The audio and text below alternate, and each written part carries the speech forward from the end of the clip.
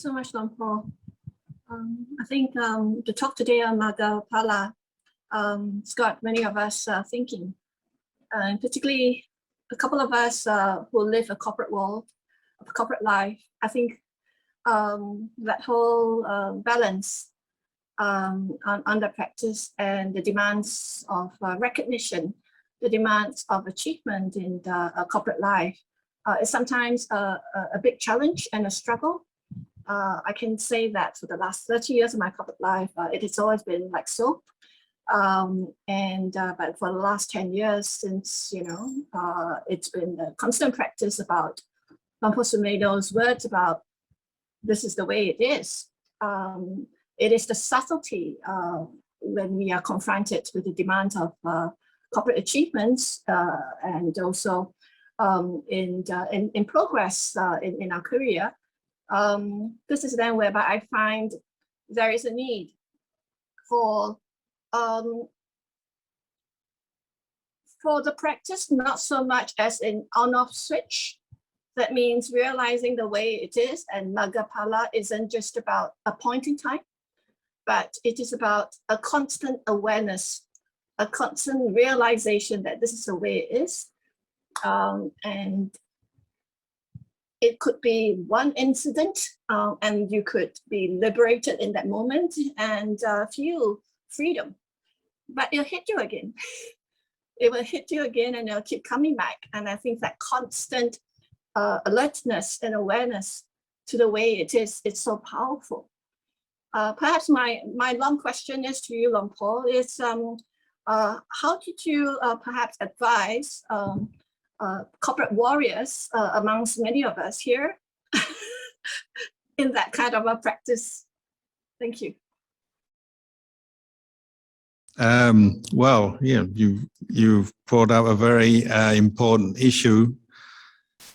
Not easy to practice in the corporate world, but not impossible, I'd say. I mean, just in the terms of recognition, getting achievements, recognition for the work you do, it's part of the job, isn't it? If you do a good job, there will sometimes, in some occasions, be people who recognize it, and sometimes they recognize it in a very formal way. So you get awards, achievement awards, and so on, bonuses. The important thing is to keep the mindfulness and the awareness that it's just part of the job.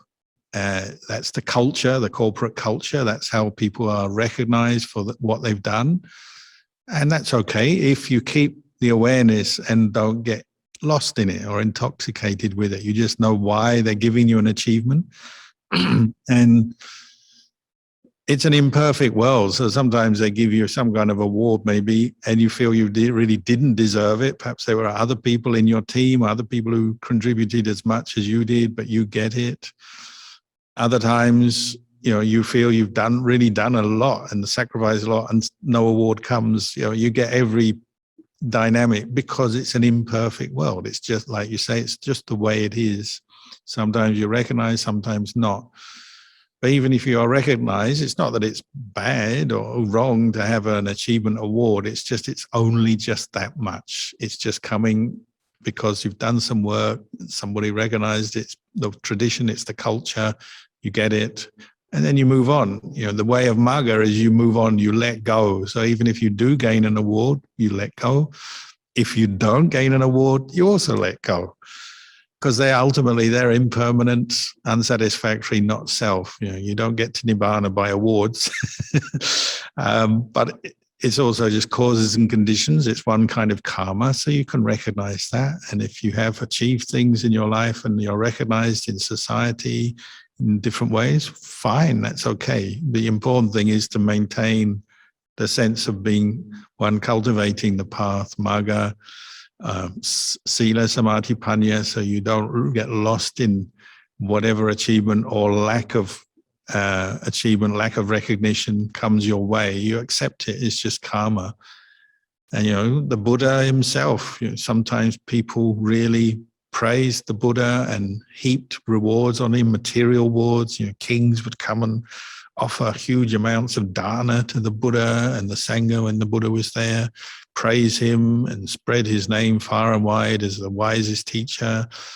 And then other people will come along and totally ignore him and say, who's this guy? And just walk off, shaking their head. And then some people were jealous of him or just didn't like him and disagreed with him and actually didn't like him. So every person in the world will get a mixture of this: praise, blame, recognition, lack of recognition. It's part of the practice. And the idea is to not lose your practice of Magga within the middle of it, to keep your eye on Nibbana. So the award comes, but then it goes away again, or the award doesn't come, never mind. Your practice is for Nibbana, for letting go, for ultimate letting go, and you're not practicing to cling on or practicing to always gain things, gain recognition, gain results. If you're always results orientated, say in your work, just as in your meditation and your Dhamma practice, if in your work it's results orientated, and unfortunately, that is the corporate culture, but if it becomes too much, then you're constantly ill at ease, aren't you? You're constantly thinking about what's going to happen. Am I going to get what kind of results will I get from this? What will my bonus be, my reward be? What will my recognition be? Your mind is not peaceful then, is it? It's constantly agitated and constantly attaching to a goal that's never going to be perfect and satisfactory anyway, because the award comes and then you move on. Oh, what next? I've got to get another award. So you're sort of on a conveyor belt of seeking results and awards and rewards from your work. So the way off the conveyor belt is you understand it, how the culture works, but you don't attach to it. You keep your mindfulness, keep your mental independence from it. Sadhu Lamphao, thank you so much. I think it's very liberating to some of us here to hear these words from you. So it's an opportunity now, brothers and sisters. The floor is now open for questions and answers. I'm quite sure many of you have got questions. Could you please click on the raise hand button, and I'll invite you to unmute so that we could all share in this whole safe space of Dhamma exchange and Dhamma practice.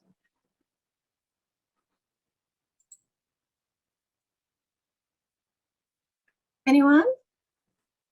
If you feel like typing the questions, I could also help you read it out.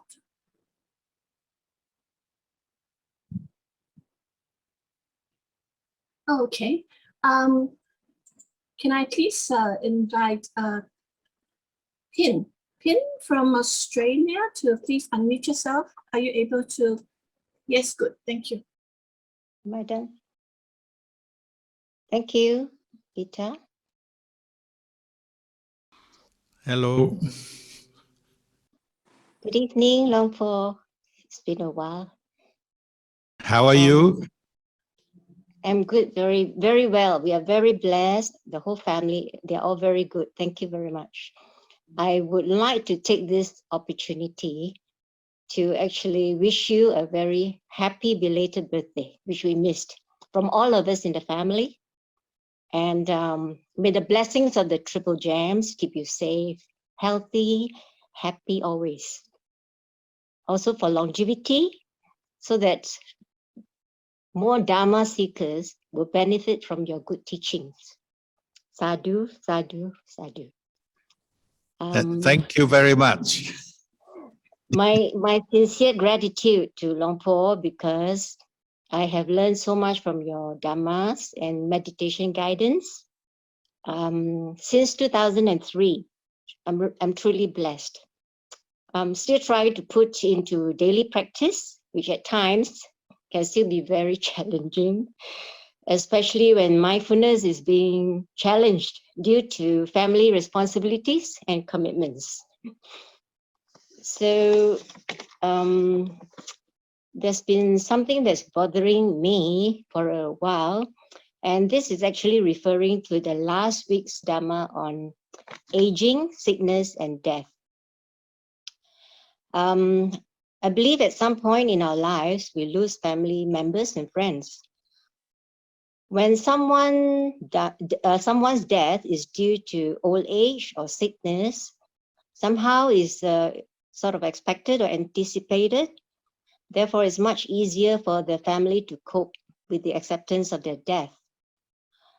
However, if it is unexpected, unpreventable, because it's unpredicted, and someone decided to take their own life,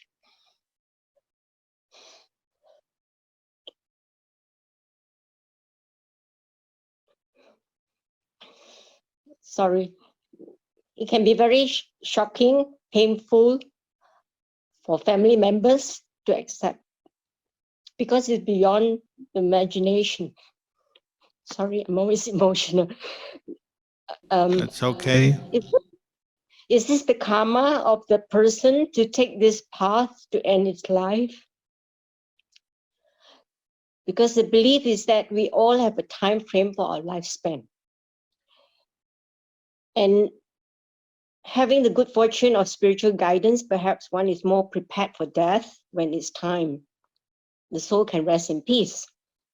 But what will happen to the souls of those who upon death had no spirituality or spiritual guidance when they were alive?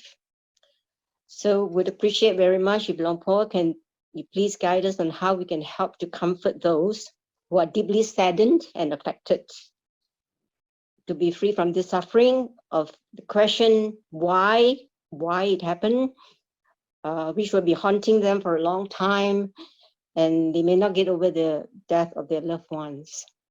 Sadhu, Long Po. Right. A very difficult, but sadly quite common situation, isn't it? As we've heard in the times of pandemic, there has been quite a lot of suicide. I think the suicide rate has gone up. So it's a sign of people's, depression, unhappiness, and the pandemic situation hasn't helped that.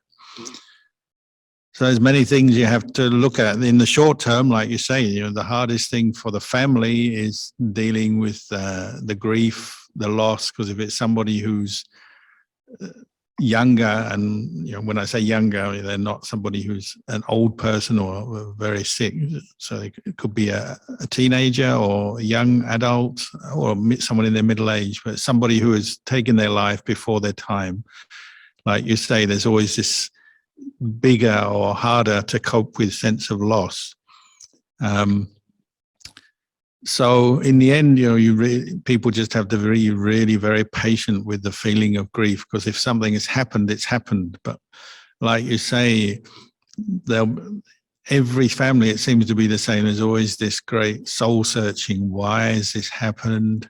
Could I have done more? What could I have done to prevent it? So in Buddhism, we have the practice of the 4 Brahma Viharas, which we can develop from this point onwards. Obviously, we are still alive. We're able to practice. You see the value of the 4 Brahma Vihara Dhammas. That is the practice of basic metta, goodwill for others, oneself and others. Compassion, so the wish for ourselves and others to be free from suffering. Mudita, which is sympathetic joy and sharing in the joys and the success of oneself and others. And then upekkha, which is the equanimity based on an understanding that each of us is the owner of our karma, and we make our karma and have to receive the results of our karma. So in the case of somebody who takes their own life, for those who are left, they really have to try and come to terms with what's happened and accept what's happened. It will take time because of the grief, but bring the mind to accept that this individual, however much you love them, they still have their own karma. They've made their own decision and things have gone a certain way, unfortunately, in this way.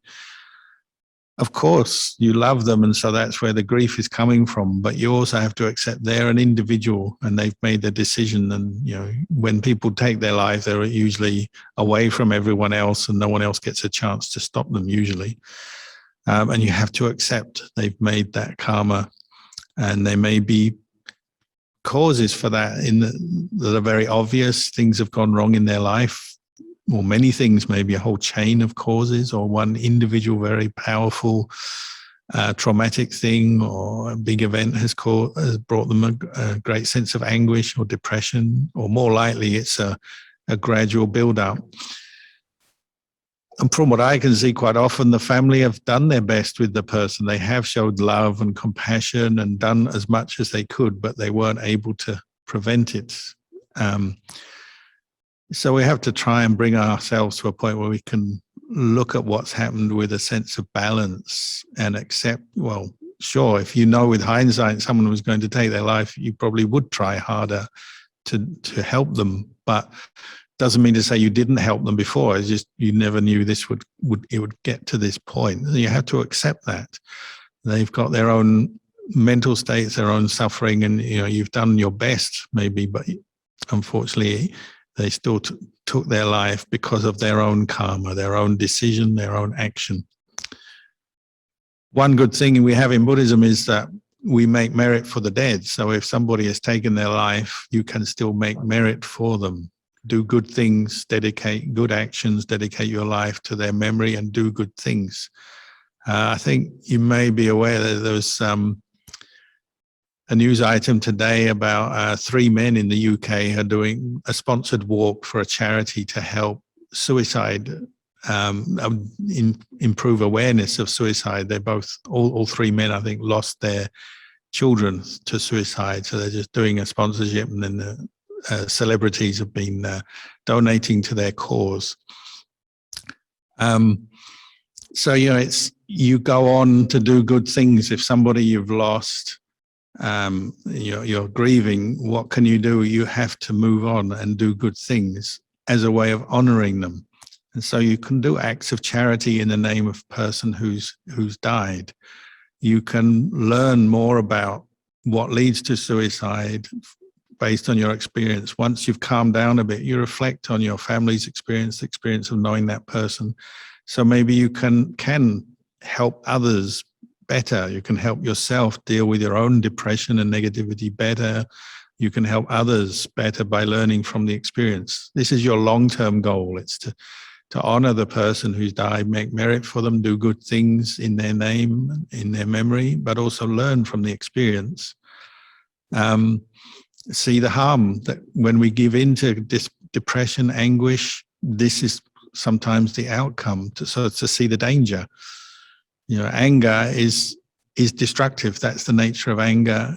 So when we're still living, we're still here, we experience anger, to reflect, this is a very destructive force in my mind, leads me to act in ways that harm myself, harm others. And I can see what it does because I know this person, my loved one, my friend, my family member who's taken their life. I can see what it did to them. So we learn from the experience. That's our goal, is to learn from it. And we can, as an ongoing thing, make merit for them, do good things to remember them in an appropriate way, and share the merits with them and wish them well. In their next life, may they be free from this kind of anguish and depression that has led them to take their own life. There's so many reflections that come out of this. That's all we can do, just learn these painful lessons and apply them to ourselves and the living, but also to honor the dead and wish them well for their next life. So unfortunately, anguish and depression it's a cyclical thing. So if you keep giving into it, well, it tends to build up intensity, and that's often where depression, suicide comes from, isn't it? Cycles of endlessly getting angry, thinking there's no way out. The only solution is just to end my life.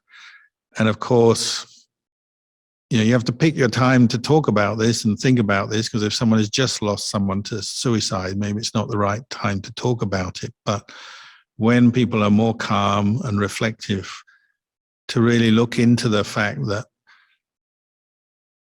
it's a wrong solution. It's not a solution at all, is it? Suicide is not a solution because you're only harming the body, but the suffering in the mind continues. This is basic Buddhist teaching, is that you take that suffering into your next life with you.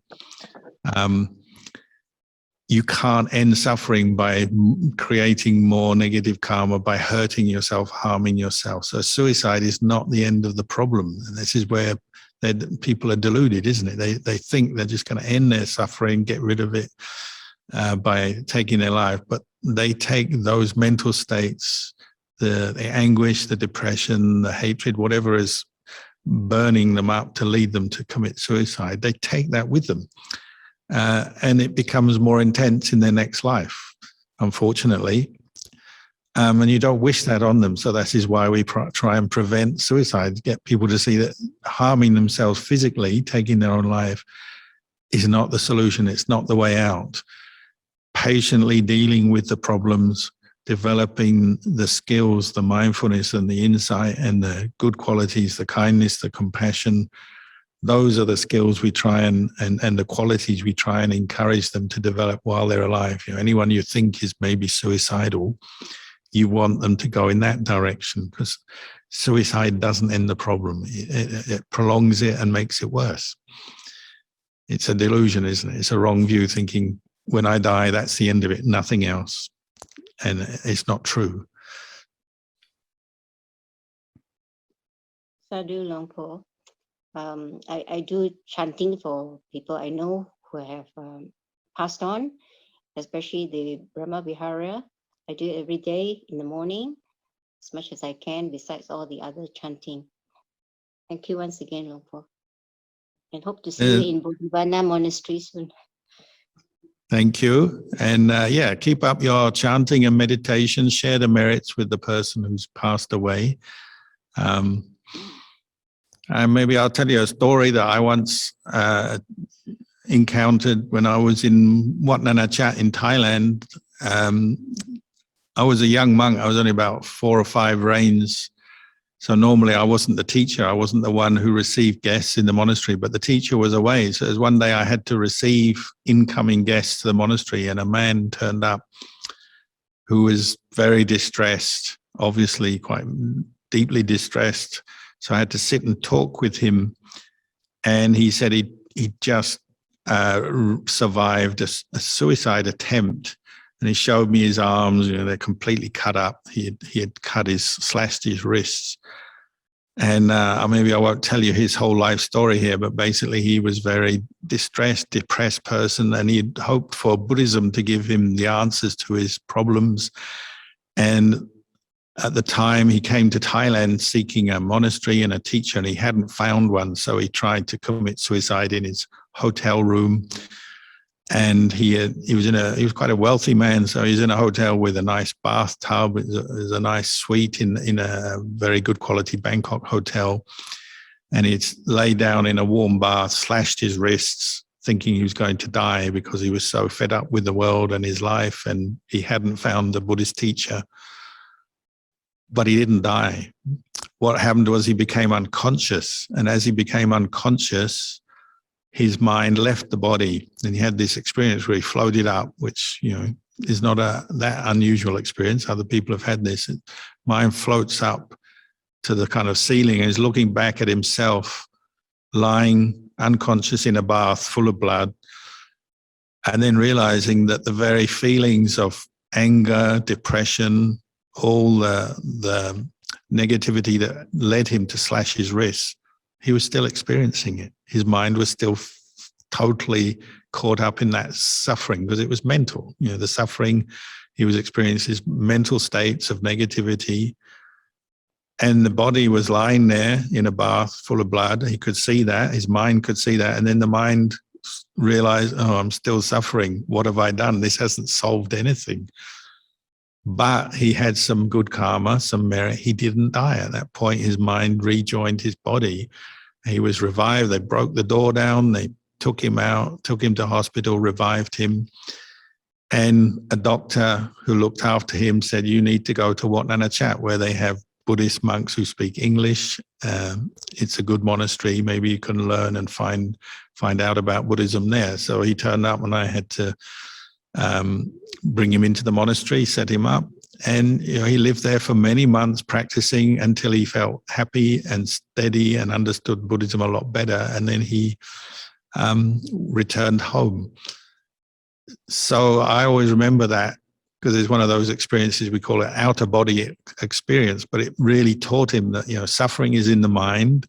When you kill the body, the mind goes on, the mind is still suffering, so it hasn't solved the problem. And he realized that. So he completely gave up his desire to kill himself, because he realized that's just wrong view. It's not going to help him. The funny side of it is he was from a very wealthy family, and he became an anagarika in the monastery, and he was the best dressed anagarika we ever had. He had a beautiful white Panama hat, a white suit, and white clothes. Most anagarikas in monasteries are sort of young and not very wealthy, so they're not often not dressed that well. But he was the best dressed anagarika we ever had. Thank you, Luang Por. I will continue to make good merits and to share them. Yeah, with those Very departed. good. Thank you. Sadhu. So thank you so much. I think this particular topic about mental wellness and the fitness of resilience during pandemic is very close to heart amongst many of us across the world, ourselves as well as our families. So that's really a very suitable time and occasion to share this. And at this opportunity, I'd like to really thank Sister Pin for her courage, her openness, and her transparency to share her family's ordeal. I can understand it must be really very, very difficult. As I'm speaking now, I'm getting goose pimples. But at any point in time, Sister Pin, if you need support anywhere, wherever you are, because I'm not quite sure where you are, please reach out to the community of spiritual practitioners here. I'm quite sure many of us here would love to be by your side, by your support, and be a friend to your family as well, with whatever little that we know and care, just so that you know the world cares for you and your family. Okay. So moving on, Luang Por, there's the next question from Alex from Singapore. His question is, Ajahn, I could feel the heaviness when I imagine living them one day. I suppose he is referring to his loved ones, right? His question is, have I built too many deep bonds with too many people? Thank you. Well, I don't know. I don't know you, so I don't know how many people you know. What we were talking about just now, the Brahma Viharas, these 4 Brahma Viharas are like guidelines for skillful living in the world as far as our relationships with our family, friends, people around us. Of course, we practice love and compassion for our family members, relatives, friends. But that last one, the upekkha, is the one that everyone finds difficult, of course. But it's the one that keeps you sane and keeps you on the track of following the Buddha's path, is that you have to remember everyone has their own karma. Everyone gets old, sick, and dies. Anyone you love, eventually you will separate from them because of aging, sickness, and death. And that's a reflection. The Buddha said, bring that up every day. Whoever you're involved with, however much you love them, care for them, or hate them, if it turns out there's someone in your life you hate, we're all subject to aging, sickness, and death. We're not impermanent. We're not here forever. And you keep reflecting on that to keep your mind in touch with reality, so that you're not completely overwhelmed by your grief when you lose your loved ones. If you're an outgoing person, you have many friends and you have strong ties with your family, well, fine. But as long as you keep this reflection, Ajahn Chah used to say, it's your safety valve, that the people you love and know are impermanent, just like you are. I must die, you must die, we all must die. So you keep that reflection on impermanence or the uncertainty of life there in your mind. It's the safety valve. So it's constantly preparing you for the fact that things are changing, and sometimes people leave very quickly, suddenly, don't they? So you're ready for that. Hopefully everyone has a long, full, rich life, and we wish them success, good, long, happy life. That's what monks chant every day. We wish you that. But, you don't know. But you do know one day we have to separate from everyone we love and like.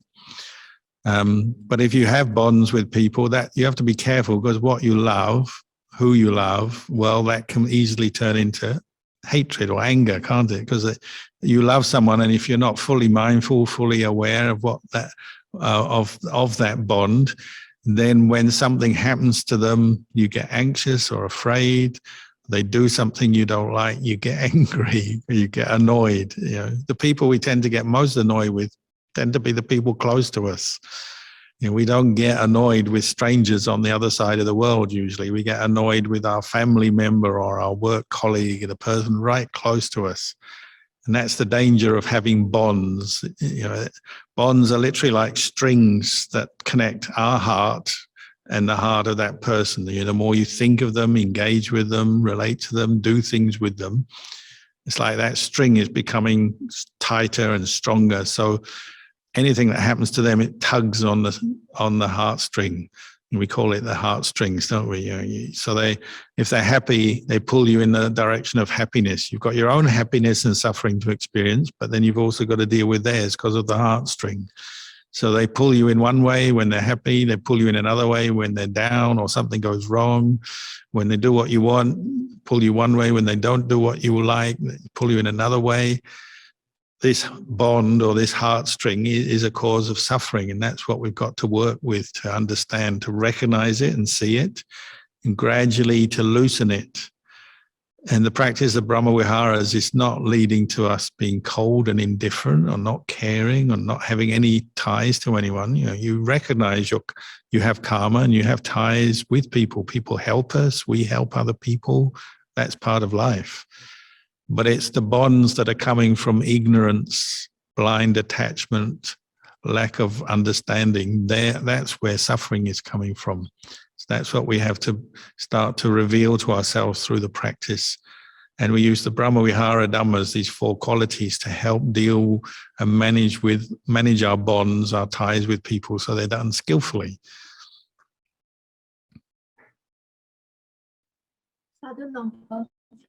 In the interest of time, I have to take one last question, and this is from Mary. So thank you, Ajahn. Can you please kindly explain if empathy and compassion is the same in the Buddhist context?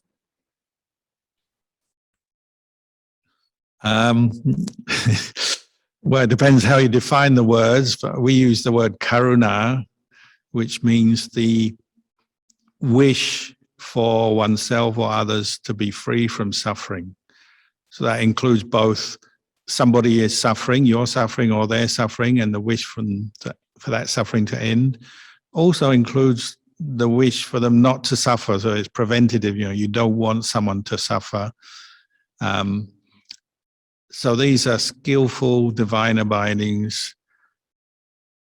I know in other religions, other traditions, sometimes they have this concept of taking on someone else's suffering. You don't really have compassion until you feel their pain. You've got to feel the pain with them. But of course, you can see that there's a danger there. If you're trying to feel the pain of someone else, well, you're going to suffer as well, and your mind becomes less wholesome, and the opportunity for true empathy and compassion maybe is diminished. It's more like as you practice and develop your mind, you become more sensitive to suffering, what it is as an experience in your own experience, what the causes are, what the remedies are and solutions are. You're learning that.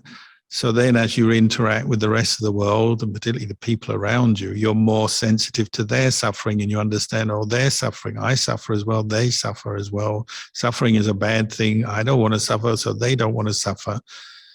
So when you notice they are suffering and you're in a position to notice, to be aware, and maybe in a position where you actually can see a solution or at least some means of helping, well, you help. You understand they are suffering, and then you see what you can do to assist them out of their suffering, whether it's just material, practical assistance, emotional support, wisdom, through the Dhamma teachings, whatever is needed in that person's life, you see what you can do for them as an expression of compassion. Or maybe it's just in your meditation, you're wishing them to be free from suffering, especially someone who's further away or in a position that you can't really do much practically, but mentally you can.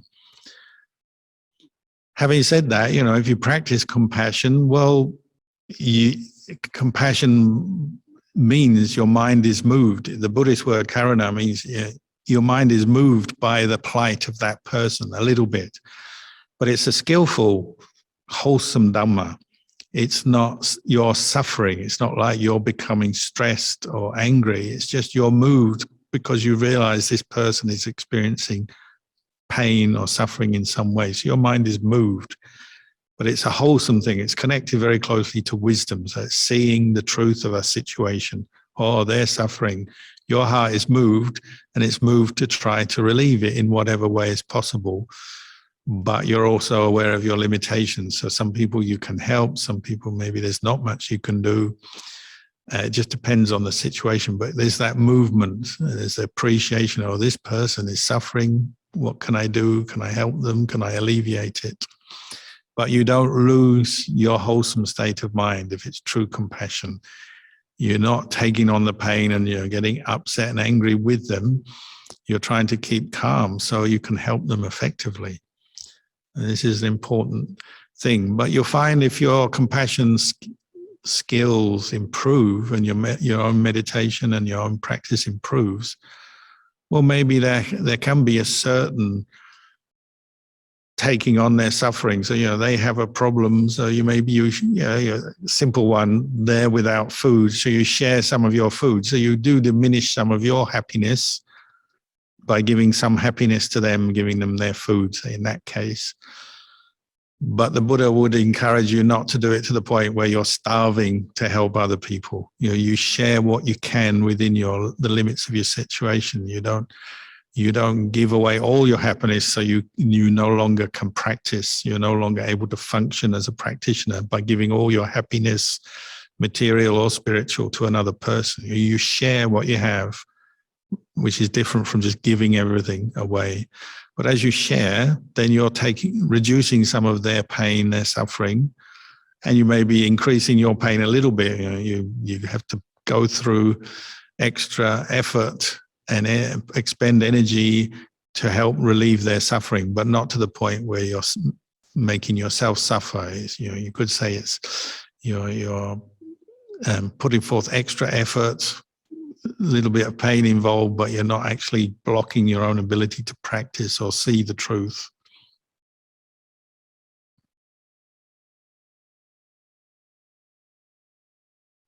Sadhu Lampa. Thank you. Thank you, Lampa. I think we've taken up a lot of your time in your evening. I just want to read out a message by Mr. S.T. Lee. He says, Lampa Kalyano, thank you for your beautiful teaching on suicide and how to counsel those close to the victims. And also the teachings about ending one's physical self does not solve the mental problems which continues in future existence. So I believe, Brother S.D. speaks, his message speaks on behalf of many of our hearts today. And we're very grateful for this opportunity, for the guidance and the teachings that you've given us, Lampa. Many of us will take this away with us to contemplate and to reflect. And we do know that you're always here with us. The Dhamma is always here with us as a community. So we thank you for all that you've given us. And we wish you and the Sangha and in the monastery well, healthy, and strong in your practice. And until we meet again, let us all now also join the Lampa in paying homage to the Buddha, the Dhamma, and the Sangha in our closing. So thank you all for listening, and we wish you well, and we will just pay respects to the Buddha Dhamma Sangha now.